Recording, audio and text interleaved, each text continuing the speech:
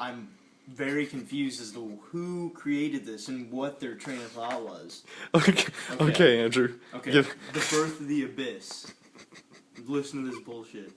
In the earliest days of creation, even before the gods and primordials, how does that make any sense? Began their terrible war. One god was not content with sharing power. He wanted absolute... Wait, hold on.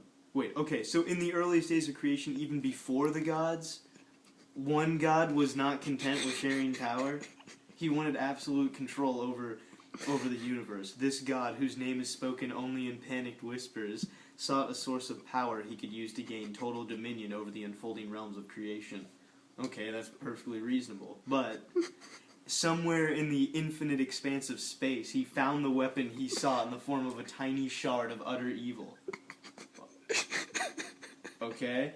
The touch of the shard drove this god to complete madness, corrupting him so completely that he was no longer recognizable as his former self. Nevertheless, he carried the crystalline fragment into the depths of the universe.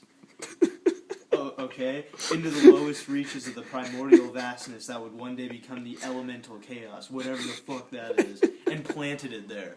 What? So he just found it randomly in space, like, just let me fly up and grab this.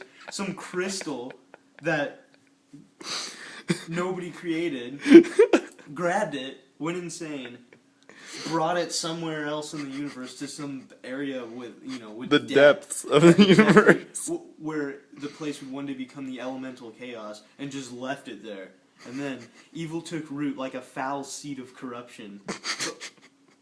Evil took root like a foul seed of corruption, as if, burrowing deep into the unshaped matter of the elemental chaos and spreading unholy tendrils far and wide. A yawning chasm of infinite gloom and despair opened up at the lowest pit of creation, swallowing all matter and light, defiling anything that drew near. The abyss was born. Okay. The evilly abyss corrupted even some of the mighty primordials, Demogorgon, Baphomet, Orcus, and reshaped them into the likeness of pure destructive evil. The mad god hoped to wield these demonic princes as weapons in his war of conquest, but they would not bend to his will, or any but their own. So he left the abyss and marshaled other elemental forces in his bid for domination, but the other gods overcame him, chaining him forever in a secret place known only to them. Now he is called the Chained God, or by his demented followers. Well, I thought he didn't have the Elder Elemental Eye. His only desire is to escape his prison, and he rarely spares a thought for the realm he inadvertently created. Sounds like normal God to me. But the abyss remains, a festering cyst beneath the elemental chaos. Within its lightless depths, demons erupt into birth, live out their short and violent lives, and are reabsorbed into the darkness. Demon princes rule their petty abysmal domains, scheming to destroy the gods and all their works. The god Lolth hides in the demon web pits. Okay?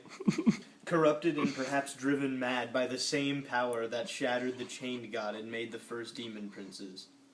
So all these gods are just going insane by artifacts that they didn't create.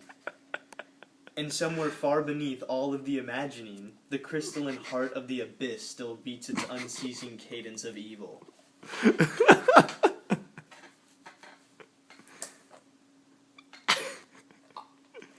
I don't even know what to say about that. I'm absolutely appalled. Any final words about this ridiculous story? No, I can't put into words how absurd this is. This little passage right here, just this little thing, has completely confused me as to the whole background of D&D. Well, hopefully, I guess we'll have to figure that out when we play.